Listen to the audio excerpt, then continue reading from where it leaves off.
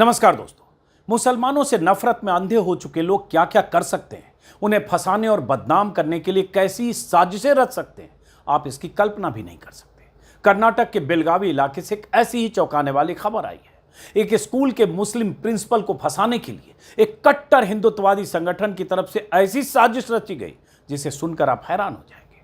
कर्नाटक के सीएम सिद्धारमैया को भी जब इस घटना की जानकारी मिली तो वो भी हैरान हो गए कि आखिर लोगों के भीतर इतनी नफरत क्यों है कि ऐसी हरकतें कर सकते हैं।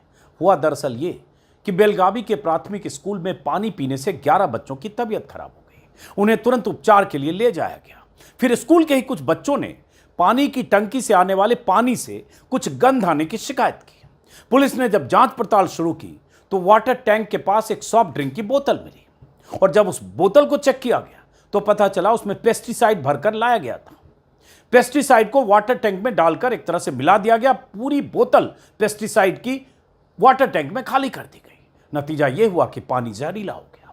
वही पानी जब स्कूल के बच्चों ने पिया तो उनकी तबीयत खराब हुई। मूर्छित जैसी अवस्था में 10, 11 या 12 बच्चों को ट्रीटमेंट के लिए हॉस्पिटल ले जाया गया, मेडिकल सेंटर ले जाया गया और उनकी जान बच गई।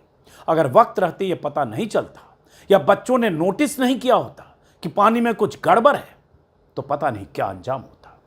स्कूल के वाटर टैंक में पेस्टिसाइड मिलाने की यह साजिश क्यों रची गई? स्कूल के मुस्लिम हेडमास्टर सुलेमान गोरे नायक को फंसाने के लिए, ताकि इस घटना के बाद या तो उन्हें सस्पेंड कर दिया जाए या फिर उनका तबादला कहीं और कर दिया जाए। साजिश रचने वाला सागर पाटिल कर्नाटक के कुख्यात हिंदुत्ववादी संगठन श्रीराम सेना का स्थानीय नेता है। सागर पाटिल के साथ 2 और लोग इस साजिश का हिस्सा थे। तीनों की गिरफ्तारी हो चुकी है। पुलिस के मुताबिक इन लोगों ने स्कूल के ही एक बच्चे को चॉकलेट और 500 रुपये देकर फुसलाया और वाटर टैंक में पेस्टिसाइड मिलाने के लिए उसे तैयार किया। बेलगावी के एसपी के मुताबिक यह साजिश पूरी प्लानिंग के तहत की गई थी ताकि इलाके में सांप्रदायिक तनाव हो और बच्चों से मिली जानकारी के आधार पर यह केस सॉल्व हो गया, वरना न जाने क्या होता। अब जरा सोचिए कि एक सरकारी स्कूल में 13 साल से नौकरी कर रहे एक मुस्लिम प्रिंसिपल को फंसाने के लिए नफरती ब्रिगेड ने कैसी साजिश रची जिसका शिकार होकर कई बच्चों की जान जा सकती थी। वक्त रहते इस साजिश का पता चला, वरना प्रिंसिपल की गिरफ्तारी हो सकती थी। इलाके में दंगे और तनाव जैसी स्थिति पैदा हो सकती थी। सागर पाटिल जैसे लोग समाज के लिए कितने खतरनाक हैं आप समझ सकते हैं अगर समझना चाहें तो। कर्नाटक के मुख्यमंत्री सिद्धारमैया ने कहा कि हमें यकीन नहीं हो रहा कि लोगों के दिलों में इतनी नफरत भर गई है। इस घटना में कई बच्चों की जान जा सकती थी। सीएम ने कहा कि यह इस बात का सबूत है कि धार्मिक उन्माद और सांप्रदायिकता की वजह से किसी भी तरह के जघन्य वारदात को अंजाम दिया जा सकता है। बहरहाल कर्नाटक पुलिस ने सागर पाटिल, कृष्णा मदार और मगन गौड़ा पाटिल को गिरफ्तार कर लिया है। ऐसे लोग आए दिन पकड़े जाते हैं, उनकी साजिशों का पर्दाफाश भी होता है, लेकिन घटनाएं थमती नहीं है क्योंकि बीते 10-11 सालों के दौरान देश में ऐसा ही माहौल बना दिया गया है। लोगों के दिलो दिमाग में नफरत की जड़ें इतनी गहरी हो गई हैं कि इंसान हिंदू मुसलमान के खांचे में बंटकर रह गया है। इंसान बाद में है, पहले वो हिंदू है या मुसलमान है। हिंदू मुसलमान के बीच नफरत की खाई चौड़ी करने में बीजेपी के तमाम छोटे बड़े नेता, सांसद, विधायक, मंत्री से लेकर प्रधानमंत्री और मुख्यमंत्री तक जुटे हैं। हवाम में सब नंगे हैं, तरीके अलग अलग हैं। कोई मरने मारने की बात करता है, कोई मुसलमानों को सबक सिखाने की बात करता है, कोई मुसलमानों को पाकिस्तान भेजने की बात करता है, कोई 80-20 के नारे देता है, कोई कटेंगे तो बटेंगे के नारे बुलंद करता है, कोई मुसलमानों के आर्थिक बहिष्कार का ऐलान करता है। सबका अपना अपना सिलेबस है, अपने अपने सियासी हथियार हैं, लेकिन जड़ें सबकी एक जगह है। सबका मालिक एक है, सबका मकसद एक है, बांटो और राज करो। समझिए अगर समझना चाहते हैं। देश की बहुसंख्यक आबादी के भीतर अल्पसंख्यकों का डर पैदा करो, नफरत पैदा करो, उन्हें हाशिए पर धकेलने के लिए हर वो तिक्रम करो ताकि उन्हें एहसास हो कि देश में रहना है तो मोदी मोदी करना है। सालों भर देश के अलग अलग हिस्सों से ऐसी खबरें आती रहती हैं जो बेचैन करती है, जिन्हें पढ़ सुनकर लगता है कि देश कहां जा रहा है। देश के सत्ता पर काबिज लोग अब कितना हिंदू मुसलमान करना चाहते हैं। चैनलों पर हर वक्त हिंदू मुसलमान का एजेंडा तो चलता ही रहता है। सालों भर लोगों के जहन में नफरत इतनी भारी मात्रा में पैबस्त की जा रही है कि अगर अपने दिमाग से काम न लें तो चलते फिरते नफरत के पुतलों में तब्दील हो जाए हम सब। सत्ता और मीडिया की जुगलबंदी ने देश को इस मुकाम पर पहुंचा दिया है कि कई बार लगता है कि अब हम पॉइंट ऑफ नो रिटर्न पर पहुंच चुके हैं। अभी 8-9 दिन पहले ही पुणे से एक परेशान करने वाली खबर आई थी और ऐसी खबरें आती रहती हैं। पता चला कि करगिल युद्ध के एक पूर्व फौजी के रिश्तेदार के घर आधी रात को भीड़ घुस गई और उन्हें बांग्लादेशी बताने लगी, उनसे पहचान पत्र की मांग करने लगी। भीड़ ने महिलाओं और बच्चों को जगाया। आधी रात को सबने अपना Aadhaar card, PAN card, voter card दिखाया परिवार के सदस्यों ने, फिर भी उन्हें बांग्लादेशी बताया जाता रहा। इंडियन एक्सप्रेस की रिपोर्ट के मुताबिक वहां सादे कपड़ों में पुलिस भी थी, लेकिन किसी ने उस भीड़ को रोका नहीं। परिवार के सदस्यों को रात में ही थाने ले जाया गया। यह सब उस परिवार के साथ हुआ जिनकी 3 पीढ़ियां भारतीय सेना में रही हैं। इस परिवार के सदस्यों ने 1962, 65, 71 से लेकर कारगिल की लड़ाई में जांबाजी दिखाई है। बावजूद इसके मुस्लिम होने की वजह से इन सबको परेशान किया गया। परिवार के एक सदस्य ने इंडियन एक्सप्रेस से बातचीत में कहा, हमारा परिवार सीमाओं पर देश की सेवा करता रहा है, तमाम दुश्मनों से लोहा लिया है। मेरे चाचा 1971 के युद्ध में घायल हुए हैं। यह अफसोस की बात है कि हमने देश के लिए इतना कुछ कुर्बान कर दिया और हमसे सबूत मांगा जा रहा है। पुणे जैसे शांत शहर में हम 64 सालों से रह रहे हैं, हमने कभी ऐसी बात नहीं सुनी। हमारे 5 साल के बच्चों को रात में जगाया गया। पुलिस ने हमें रात के 2 बजे थाने क्यों बुलाया? क्या हम हिस्ट्री शीटर हैं, माफिया हैं, या फिर हमारे खिलाफ आतंकवादी टैग है या मकोका का कोई मुकदमा है? इन सवालों का जवाब कौन देगा? कायदे से मीडिया को इस परिवार की तरफ से सवाल महाराष्ट्र की सरकार से पूछना चाहिए, लेकिन मीडिया के लिए ऐसे सवाल मायने नहीं रखते। मसला मुस्लिम से जुड़ा जो है। ऐसी खबरें देख सुनकर हम जैसे लोग परेशान होते हैं, लेकिन हमारी आवाज़ें भी कितना असर कर पाती है पता नहीं। अभी खबर आई कि जून के पहले हफ्ते में जब गृह मंत्रालय की तरफ से तमाम राज्यों को निर्देश दिए गए कि बांग्लादेशी घुसपैठिए या म्यांमार के रोहिंग्या या और नेपाल के कहीं के घुसपैठिए अगर किसी हिस्से में है, उन्हें पकड़ा जाए और कानूनी प्रक्रिया के तहत उनके लिस्ट बने, रिपोर्ट किया जाए। और यह होना भी चाहिए, लेकिन हो क्या रहा है? कई राज्यों से खबरें आ रही है कि जिस तरह से वहाँ जो बंगाल के रहने वाले बांग्ला भाषी लोग हैं, बांग्ला भाषी परिवार, माइग्रेंट वर्कर्स जो अलग अलग राज्यों में रहते हैं, काम करते हैं, उन्हें परेशान किया जा रहा है, उनकी पकड़ धक्कर हो रही है, मारपीट हो रही है। ऐसी खबरें कई मैंने बीते हफ्ते दिखाई। गुरुग्राम जो दिल्ली से सटा हुआ है, वहाँ ऐसे 1200-1400 परिवार जो पश्चिम बंगाल के अलग अलग इलाकों के वो परिवार जो माइग्रेंट मजदूर हैं, जो तरह तरह के काम करते हैं, घरों में झाड़ू पोछा से लेकर प्लम्बर से लेकर और साफ सफाई से लेकर हाउसकीपिंग तक, वो सब के सब 1200-1400 परिवार छोड़कर चले गए पुलिस के डर से। इतना पुलिस की तरफ से वहां धरपकड़ की जाने लगी सिर्फ इसलिए कि वो बांग्ला बोलते हैं और शक के बिना पर कि बांग्लादेशी। कहा गया लगभग 400-500 लोगों को डिटेन किया गया। उनमें से 10 या 12 या 15 हो सकता है बांग्लादेशी मिले हों, लेकिन बाकी वो जो लोग, जो सैकड़ों लोग जिन्हें परेशान किया गया, वो लोग जिनकी पिटाई की गई, वो लोग जिनका आरोप है कि उनसे पैसे लिए गए छोड़ने के बदले, और छोड़ा तभी गया जब उनके खिलाफ कोई सबूत नहीं। और इतना माहौल डर का बनाया गया कि जैसा कि मैंने कहा 1200-1400 परिवारों का पलायन हो गया। वो तस्वीरें मेरे कैमरे में कैद हैं।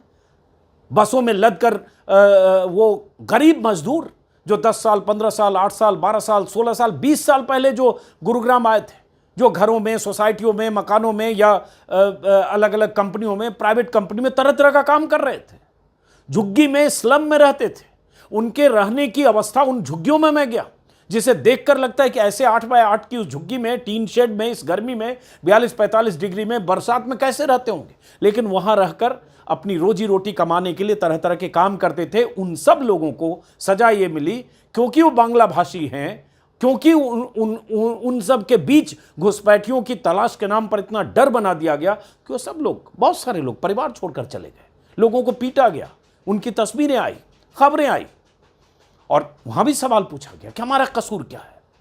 क्योंकि हम बांग्ला भाषी हैं, क्योंकि हम मुस्लिम हैं।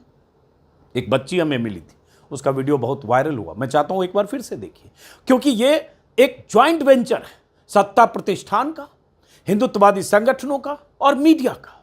और इस ज्वाइंट वेंचर ने, ये साझा उपक्रम ने देश में ऐसा माहौल पैदा कर दिया है कि आप सोचने भी उसी तरह से लगते हैं, आपका दिमाग भी उसी तरह से काम करने लगता है। आप अपने दिमाग का इस्तेमाल न करते हुए आप नफरती एजेंडा जो आपके दिमाग में पैबस्त किया गया है, और उसी नफरती पुतले की तरह सोचने लगते हैं कि हाँ, ये बंगाली बोलते हैं, ये बांग्ला बोलते हैं, इनका नाम मुस्लिम है, फातिमा है, सुलेमान है, सुल्तान है या कुछ भी है, तो ये जरूर बांग्लादेशी होगा। और मेरी उस रिपोर्ट के नीचे बहुत सारे लोग कमेंट कर रहे हैं कि हाँ, ये बांग्लादेशी हैं, वाकई इन्हें सही इनका इलाज किया जाए, यहाँ से भगाया जाए। लेकिन पश्चिम बंगाल इसी देश में है। पश्चिम बंगाल के अलग अलग जिलों में रहने वाले लोग हम जितने भारतीय हैं, आप जितने भारतीय हैं उतने वो भी भारतीय हैं। हमें जितना संविधान ने अधिकार दिया, आपको जितना अधिकार दिया उतना अधिकार उन्हें भी है। फर्क ये है कि पश्चिम बंगाल के हैं, बांग्ला बोलते हैं, मुस्लिम हैं, इसलिए आप बांग्ला भाषी मुस्लिम होने की सजा उन्हें अगर दे रहे हैं सत्ता प्रतिष्ठान की तरफ से, पुलिस की तरफ से, कार्रवाई की तरफ से, इसका कार्रवाई जो की जा रही है इसका मतलब क्या है? उस लड़की की आवाज में चाहता हूं एक बार सुनिए, उनके सवालों को सुनिए, क्योंकि ऐसे सवाल सुने जाने चाहिए बार बार।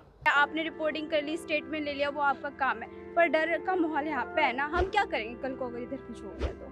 मेरे पढ़ाई का क्या, हमारे खर्चे का क्या, मेरी डिग्री क्या क्या, मैंने जो 12 साल मेहनत किया, मेरी मेहनत का क्या होगा फिर? अभी बताइए, रिस्पॉन्सिबिलिटी कौन लेगा मेरी चीज़ों का?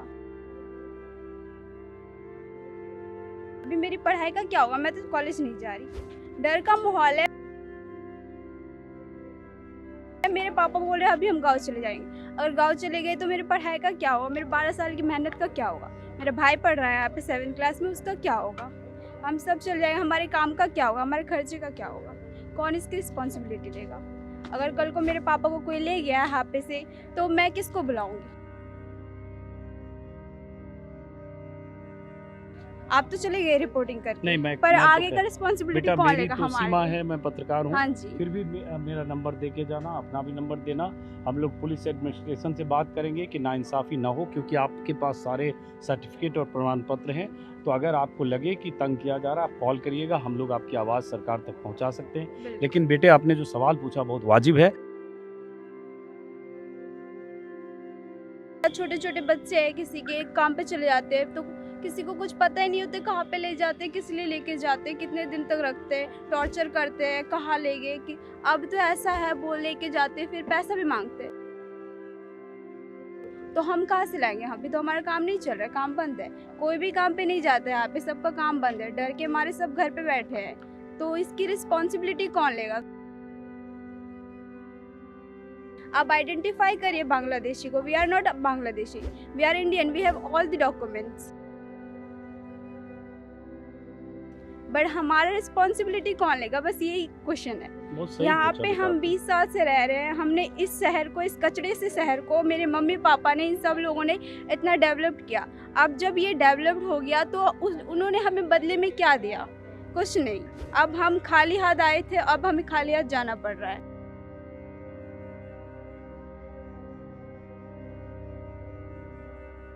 अब देखिए, इन बच्चों के साथ ये भी कितना वाजिब सवाल ये पूछ रही बच्ची। और एक मुश्किल ये भी है कि जिसने 15 साल 20 साल यहाँ काम किया, उसके पास कोई नौकरी है या किसी भी तरह का रोजी रोजगार का अपना जरिया है, अचानक यहाँ से उखड़कर वहाँ जाना, जहाँ से सब कुछ छोड़कर यहाँ आए थे 15-20 साल पहले, वहाँ कुछ है कि नहीं पता नहीं। वहाँ जाएंगे तो क्या करेंगे अगर यहाँ से जाना पड़ा तो? कुछ नहीं, खेती बाड़ी करेंगे, और वहाँ पे कोई डेवलप, वहाँ पे तो कोई काम भी नहीं है। सरकार हमें कुछ करे यहाँ का, हमें बस इतना ही उम्मीद है कि हमारा उम्मीद ना टूटे यहाँ से, बस हम और कुछ नहीं चाहते। कमा लेंगे, खा लेंगे, हमें कुछ नहीं चाहिए। आपको चेकिंग करना है, आप आओ, चेकिंग करो, ले जाओ, सब कुछ करो, बट इट डजंट मैटर कि आप आए, किसी को उठा के लेके गए, कहीं पे भी एक अनआइडेंटिफाइड जगह ले चले जाते हो, मारपीट करते हो, फिर छोड़ देते हो। ये कौन सी लीगल है? ये कौन सी लॉ है? ये किसी लॉ में नहीं आता।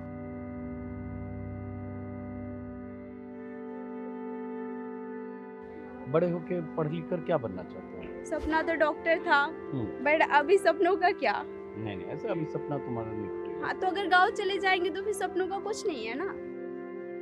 डॉक्टर बनना चाहते हो? हाँ जी। तो एमबीबीएस की पढ़ाई करना चाहते हो? हाँ, अभी मेरा ड्रॉपर बैच है, अभी मैं तैयारी कर रही हूँ उसकी। एमबीबीएस की तैयारी? हाँ जी।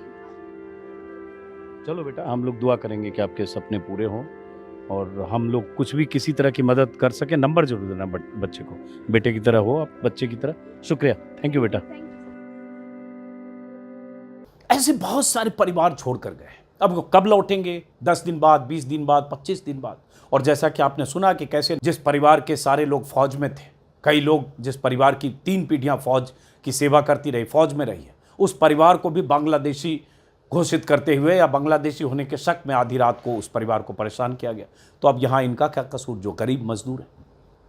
और ये एक नफरत के एजेंडे के तहत हो रहा है, और ये मैंने जैसा कि कहा साझा उपक्रम है, सब शामिल हैं इसमें, मीडिया भी, सरकारें भी, पार्टी भी, सत्ताधारी पार्टी भी, और इसी का नतीजा है कि पुलिस को भी ये ताकत मिलती है, क्योंकि उसे पता है कि बीजेपी सरकारों का एजेंडा क्या है।